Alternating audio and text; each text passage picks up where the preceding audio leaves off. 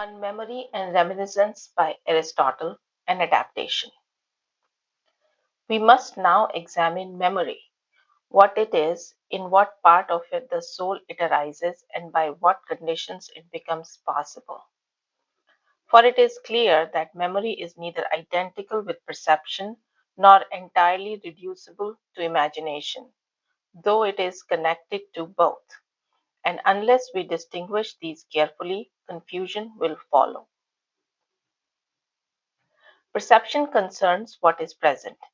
When we see what stands before us now.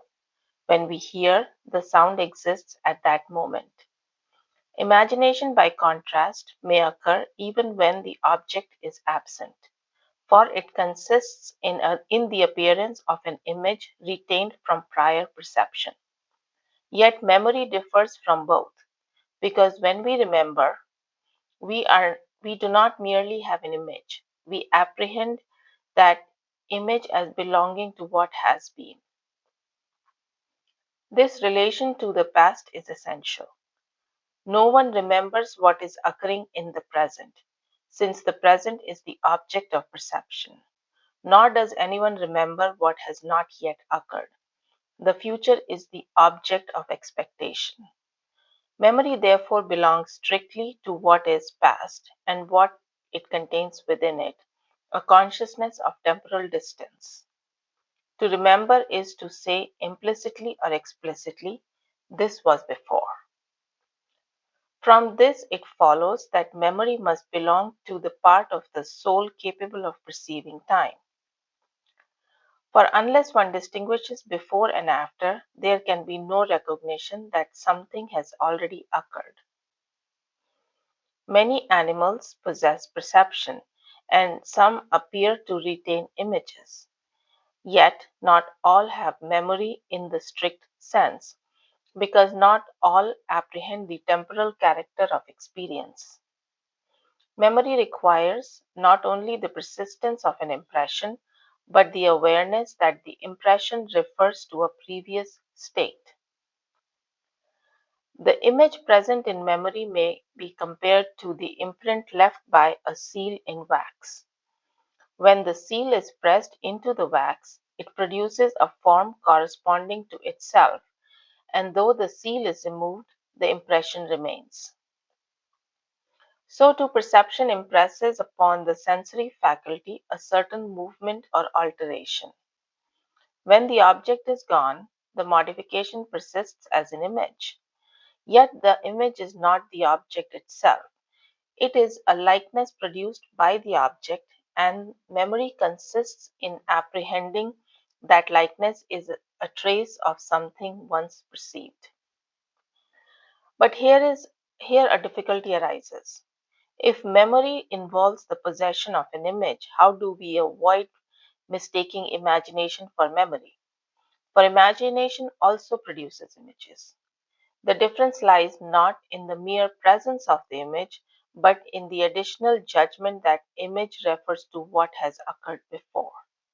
When one imagines, one may contemplate an image without regard to its temporal origin.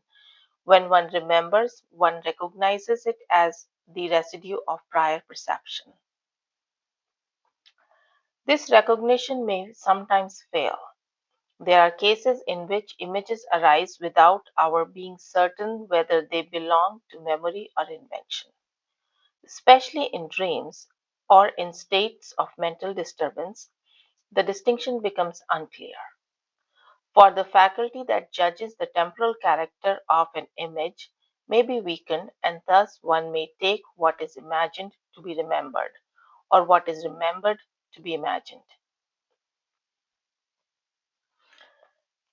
Memory therefore depends on not only upon the original impression but also the stability of the organ in which it resides. For although memory belongs to the soul, it is not independent of the body.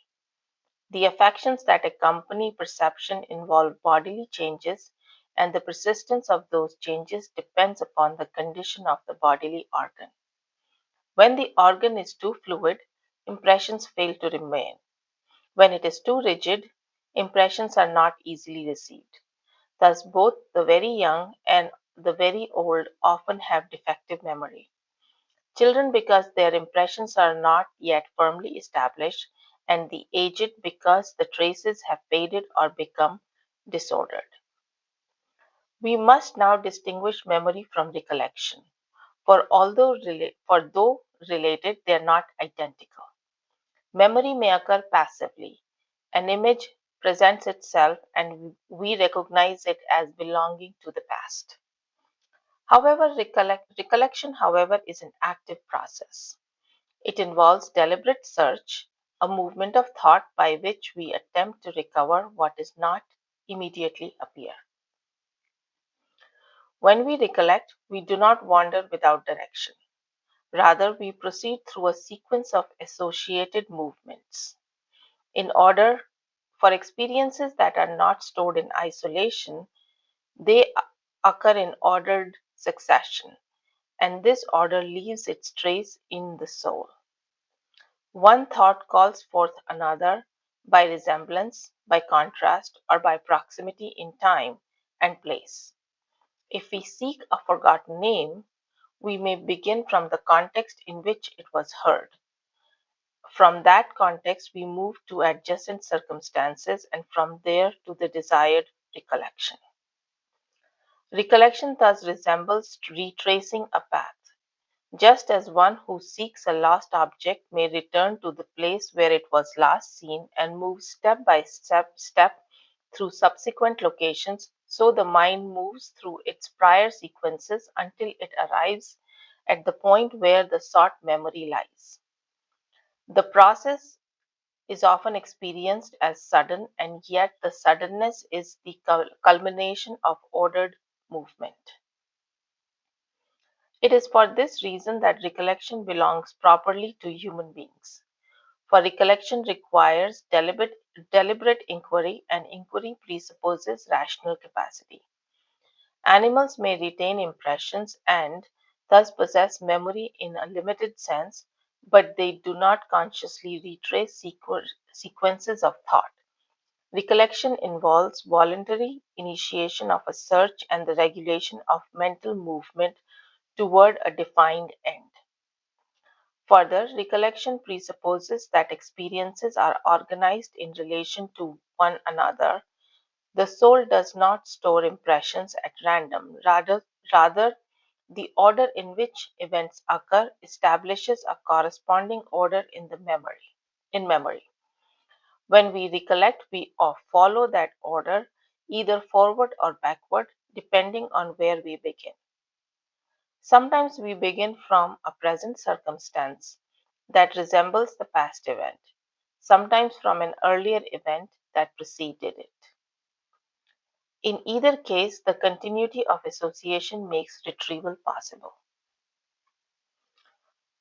Forgetting then it is Forgetting then is not simply the absence of memory, but the failure of recollection or the decay of the impression. In the original modification, if the original modification has entirely vanished, nothing remains to be recovered. If it persists but is obscured, recollection may succeed in uncovering it. Hence the difference between forgetting absolutely and merely failing to for the moment to remember. We may conclude that memory is the retention of an image produced by perception, accompanied by the awareness that the image refers to the past. Recollection is the deliberate recovery of such an image through ordered mental movement. Both depend upon time, both upon bodily conditions, and both upon the continuity of experience. Through memory, the past is not annihilated. It is preserved as trace and likeness. And through recollection, what lies dormant may not be brought again into presence as not the original event, but as its enduring form within the soul.